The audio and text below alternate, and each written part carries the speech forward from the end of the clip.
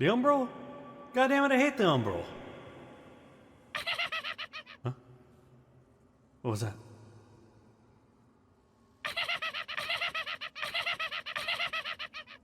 Oh shit!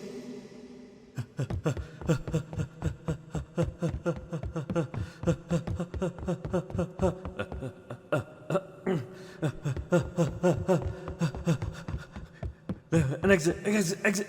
Let me in. Come on.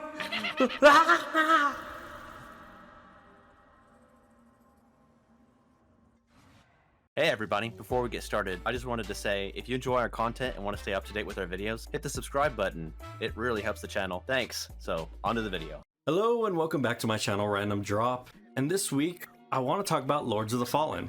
Now, the original Lords of the Fallen was a game that came out 5-6 years ago, trying to replicate a Souls-like and do their own thing in the Western version. But again, replicating that genre, that series. I mean, there's been many games that have taken bits and pieces and learned from the Soul series, but these were more close to a one-on-one replica, right?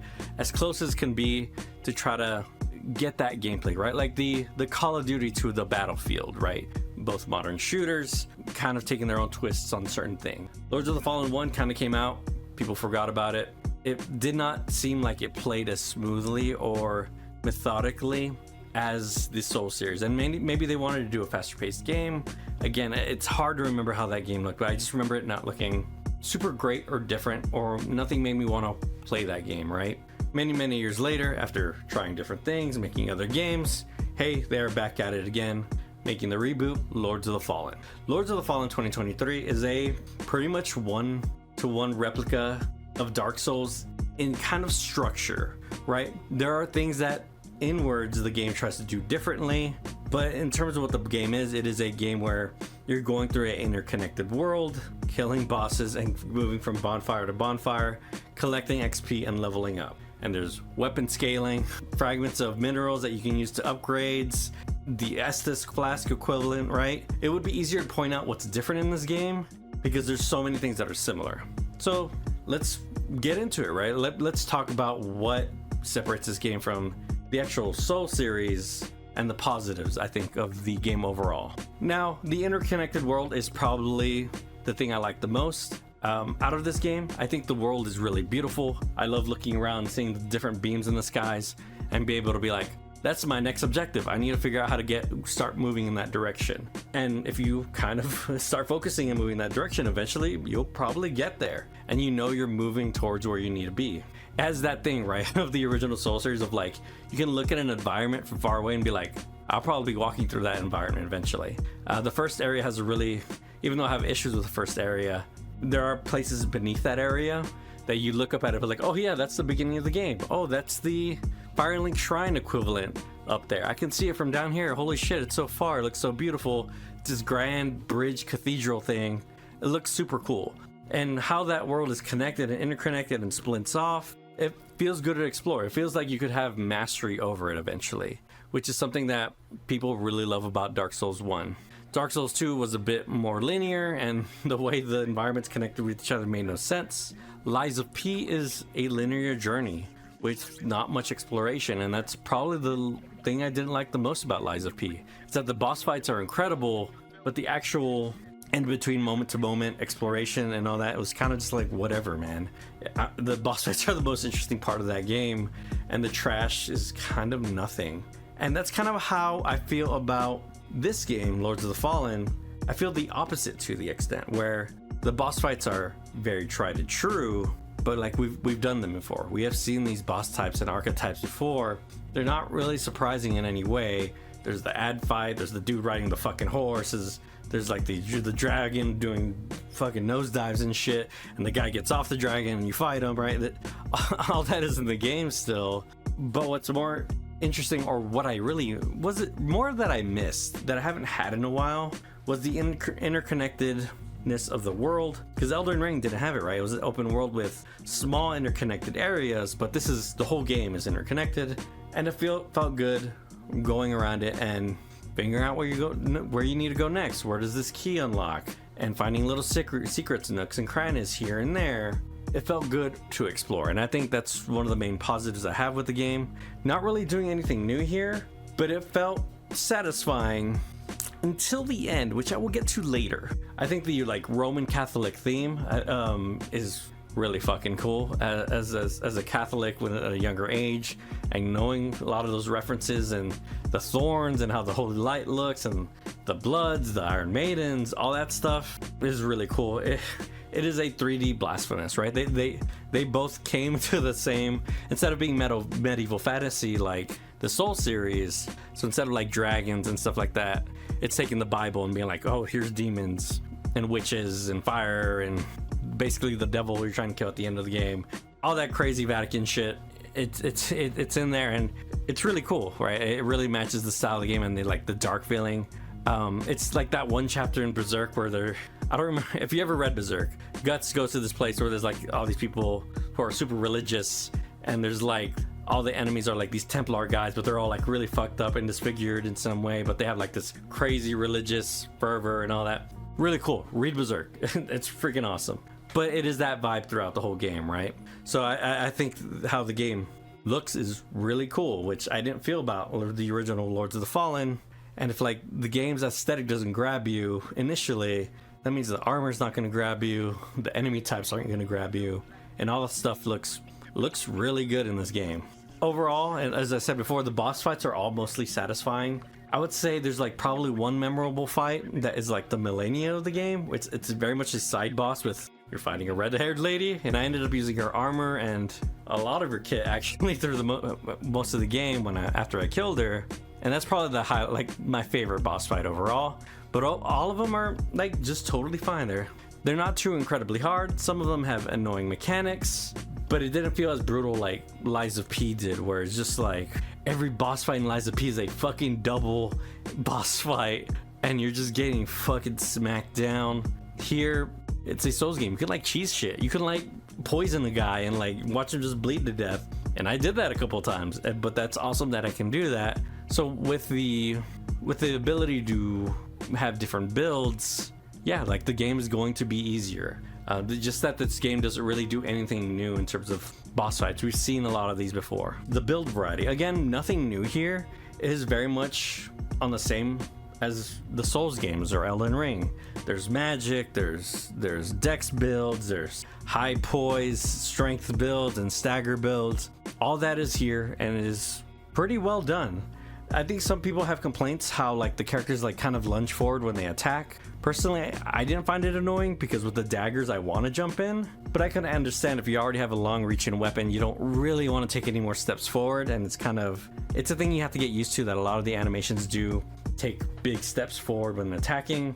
And it's really only an issue because there's a lot of environments in this game where you're on the side of a fucking mountain or a small bridge.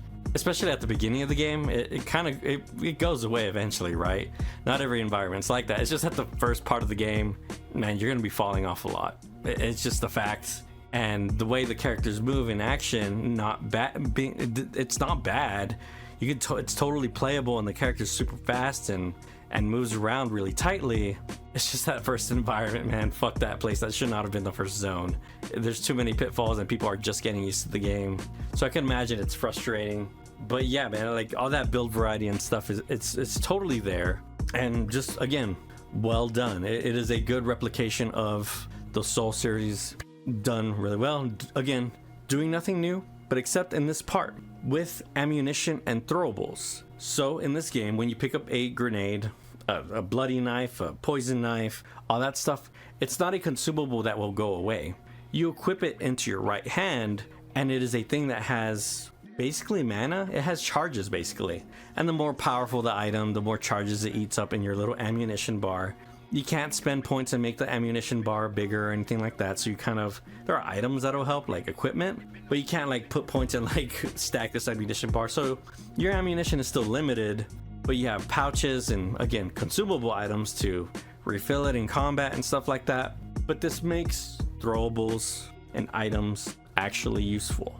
I think it's the one big quality of life change in this game that made me actually want to use a crossbow and want to use a bow. Because in those other games, it's like that elixir thing in RPGs, right? It's like, oh, well, what if I need this later? I don't want to use it now. Well, no, like I picked up the holy arrows. I could just fucking shoot them and then run out really quick and then do something else, right? And I don't feel bad for using them. So if you're not a magic user, you have a kit of like stuff and grenades and shit you can use, which is really cool. So it's exciting to like loot a thing that says a poison arrow. Fuck yeah, I have poison arrows now. I was like, oh, cool, I have this holy arrow that explodes. It's like finding a spell, and it's super exciting. So it makes builds like that a lot more fun. And then, yeah, and then you pick up those item refills and just start blasting, man. But yeah, I usually never use like good arrows and all that stuff in those other games because they cost items or they are a resource that will go away. But in this game, the ammunition system and how it works makes you really, you know, you can do just more stuff, right? You can be that guy who's just throwing bleeding daggers at the motherfucker and make him bleed or something like that, or the poison arrows. In the game, it like gives you the power to do that, right? And lastly, I would say the actual movement of the character. I brought the attacks up earlier where they're moving forward and stuff like that, right? But I think it's undeniable that the dodging and the parrying in this game are sublime. They feel incredible. And what you notice is that with the lighter weapon, like using daggers, the parry window is bigger, so you could just fucking parry every guy. And when you parry, there's still a risk, right? Because you don't reduce the damage. It gives you gray life bar, so you're very much enticed to attack right after or not get hit, then come back and get your health back. But there's multiple times where this boss is just wailing on you. You have like less than 1 health, but you're just parrying everything. It feels incredible. And also the dash, the roll dash, which is just tapping circle where you just kind of dash back like in Bloodborne, has incredible frames on it and is super responsive. And then the medium roll was super good, and you roll across the fucking world, even just on medium. On light, it's even faster, but the medium roll is totally fine. And it never feels like when you do a roll, it's your fault or you messed up, right? Because there's just such a big window. If you fuck up the roll, it is because you just did it way too early, because the invincibility windows on these things are really big. So yeah, it feels good to be just parry, roll, dash, and it makes things like dex builds feel really, really good, right? And that's what I played mostly of the game is a dex build. Now, strength builds still stagger, and there's poise in this game, unlike in Lies of P, where you get just tank hits, or you get gray health bar back, or just one hit will get it all back. My friend Bryce played as a bunky boy, had a big warhammer, and just bonked his way through this game. And when we get into the negatives, I'll get into why his build is actually probably just way better for the game than mine, sadly. As much as I love being that like dashing rogue using arrows and daggers, man, it's just easier to bonk things in this game. Alright, so let's get to the things that I felt negative about or just like didn't feel like fully worked. So the Umbral.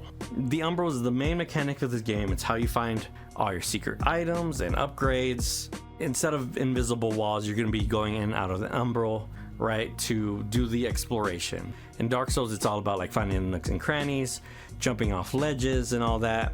This, it's about making sure you're using your lamp in the right spots to find areas you couldn't pass through, right? There's a gate now, but when you use the Umbral, the gate's rotted out, so you can actually walk through it, stuff like that.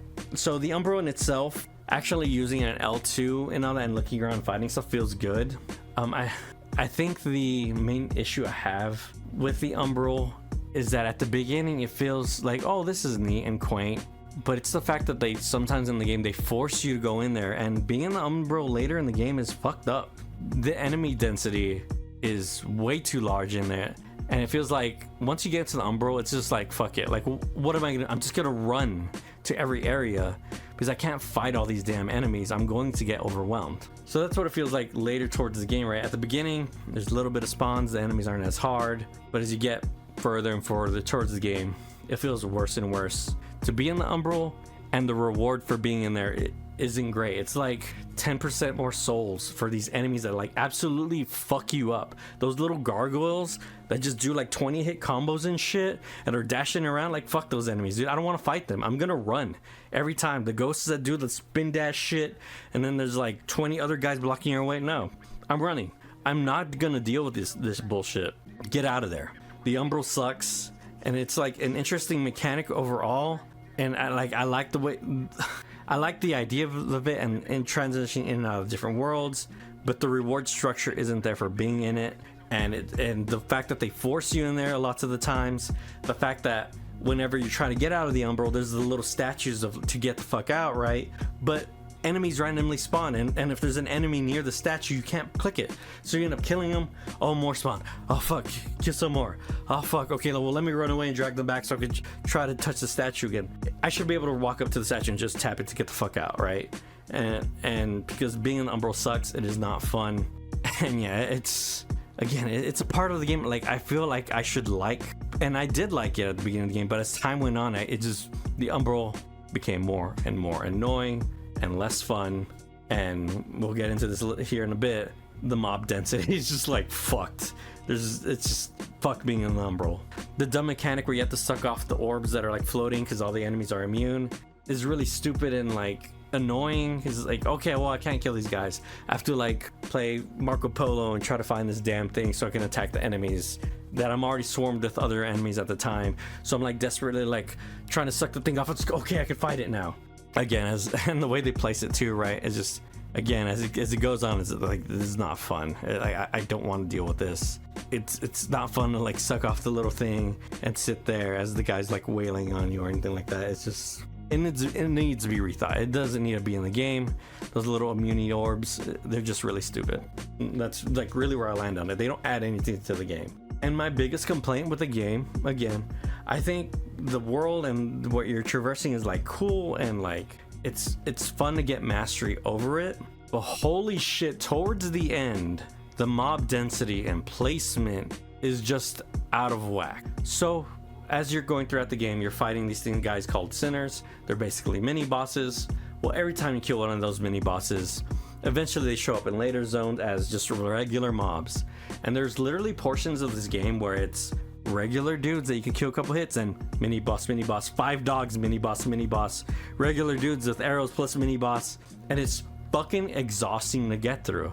And that's what I've been hearing from other people too, is just like the game just wears you down because there's just so much fucking trash at the end, and the spread between the bonfires is vast. And yes, you do have the ability to place down your own, but the way they design it right is the fact that like some of those flower pads could be right next to a shortcut and you feel like you're wasting it. And when that happens one too many times, you end up just holding on to it and being like, no, I'm sure there's a shortcut here soon. No, I'm sure there's a shortcut here soon. And then you end up not finding one and doing the run again, right? And the fact that you're capped out on them and it's a limited item, again, it's that elixir effect in RPGs, right? You don't want to use them because you may need them later. And you'll get to boss rooms and then there's not a fucking bonfire. There's some that will have a bonfire next to the boss. And then there's some that just, nah, you should have used the seed, bitch, go back in. So it's out of whack. There's literally one in later in the game where it's a seed patch, but then there's a fucking shortcut right there, literally right next to it with the bonfire right on the other side of the wall. So it's like designed to make you waste it. And I understand, I guess they're trying to have like a mastery over the levels so that like you gain that knowledge and place that stuff right, which is super important in New Game Plus because that's all you have. The seed system is interesting, but it needs like some tuning and some work. I understand you can't just have like bonfire and then flower patch and then another bonfire or boss, because you would always just drop the thing in the patch, right? Or most people would. So they like put other little flower patches here to literally fucking waste the seeds. It's like, yo, you place one seed, then you move 5 feet and you place another seed. And that's what Bryce did at XM a couple times until you learned, where it's just like, okay, there's actually probably another 30 minutes to the zone. I probably should hold on to these. So that leads to situations where like you don't want to use the seeds and you end up playing through an environment that probably should have had like 3 or 4 checkpoints in it, and it has literally 0. And the shortcuts are like so far apart. Like literally there's a boss where you get down to the bottom of the cavern and there's this shortcut you saw earlier. You finally get to the bottom of the cavern and there's the shortcut there, and you unlock it. It's like, oh, that's gonna take me all the way back up. You literally take 5 steps down the stairs and then turn to the left and there's a fucking bonfire right there. What's the point of the shortcut? It's like, I think they designed it for New Game Plus first and then added the bonfires later, but it makes the game not fun, man. It makes it feel fucking terrible. It seems like there's no point to it, or it seems like it makes no sense. So I think that's what they did, is that they designed the game first with the flower paste placements and then added the bonfires in between for the first playthrough, because like the second playthrough is like the actual design, because some of those shortcuts make no fucking sense unless you're literally only using flowers. It's mind-boggling. But that, with the combination of the mob density and the mini boss placement, that's like they're fucking everywhere, and every other mob is a mini boss or a pack of fucking dogs. At a certain point, like 60% through the game, I stopped fighting anything. I just started running through everything and looting, because there's no point. They don't give enough souls. They take way too much to die, and it feels like a waste of time, right? They just drain your resources so that you can't get to the next part. So you're much better off just fucking running to the next part where you don't, and then dying at the next part and being like, okay, I know my way around, and then figuring out how you can cheese it to kill as few mobs as possible to get the items you want that are spread out throughout the map. It doesn't feel good. I never, playing as many Souls games as I have, I never felt the urge before to be like, man, fuck it, and just run through.